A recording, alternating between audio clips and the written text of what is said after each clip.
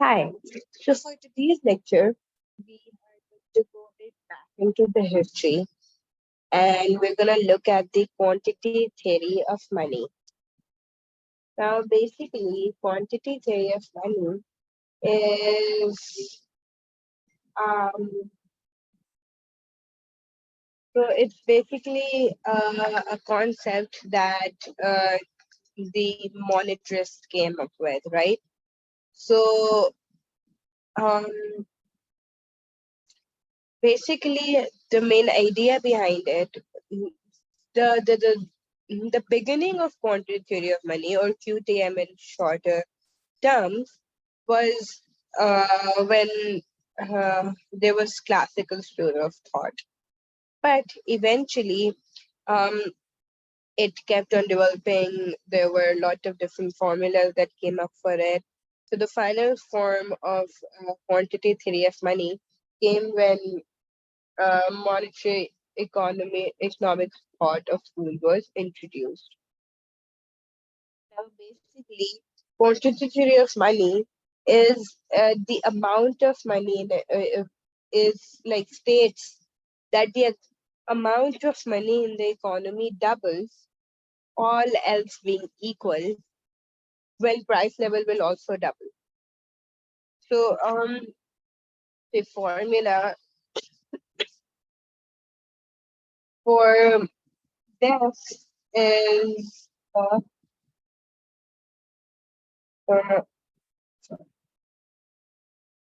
yeah, so QTM, which is quantity of money, is equals to MV equals PY. Here, M is the money supply, V is the velocity, P is the price level, and Y is the output. All right. Now, basically, what they say is that money and price have a direct relation. So if we keep the velocity equal and if we keep the output equal, if we increase the money supply by 2, the price is also going to increase by 2.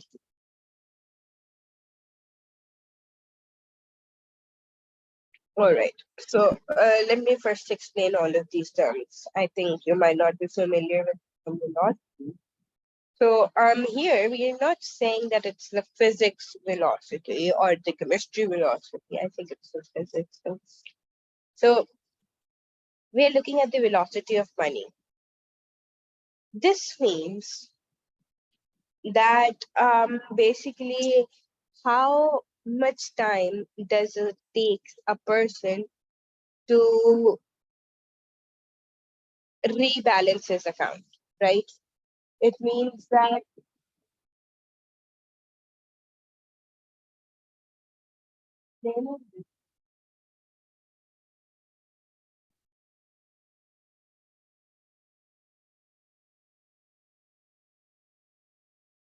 basically,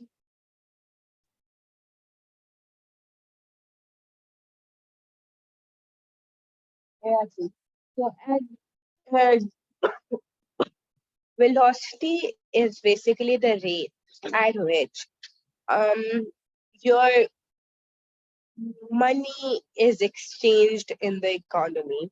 So how much time does it take your account to be zero? That is basically the velocity. Money supply is simply the amount of money in the economy, or yeah, in the economy, price level is simply the price that is prevalent in the economy. The aggregate demand or the GDP, or the or even output is like a word that we are all familiar with.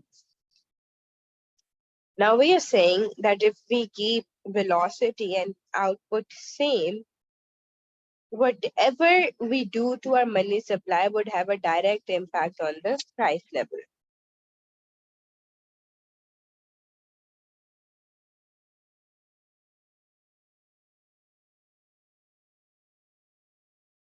So if I increase the money supply by 10, the price level is also going to increase by 10.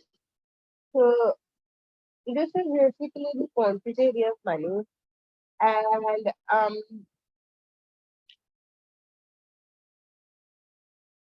it influences, it sometimes influences the making or the development of monetary policy for an economy, but it's not like very much used in the modern world, because now we looked at things from a Keynesian perspective. So I think this was it for quantity of money. If there is any other question, let me look at there is.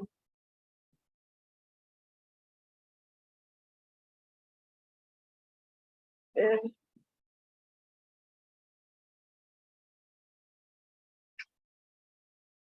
all right, so velocity of money could mean what I've told you before, or velocity of money could also mean how many times has the money exchanged hands.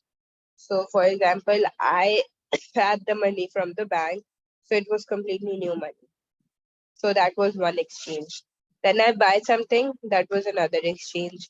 Then the money goes to another person, that was another exchange, and then that person buys something from me. So that's another exchange. So four exchanges, and I save it in the bank. That's another exchange. Total of five exchanges. This is also the velocity of money. Um, there are two caveats for this. Number one is that inflation is relative, it's not absolute. So inflation can change. Inflation depends on money. Inflation is on money supply. Inflation is not the ultimatum in a sense that it does not increase on its own. Rather, it is influenced by the money supply. And another thing that we get from this quantity of money is that new money has to come into the circular flow of income in order to have or create inflation. Like without new money, there wouldn't be any inflation. So these are the 2 points, that inflation is relative and without new money, there is no inflation. So these are the points that you need to remember from this. Other than that, this was it for quantity of money.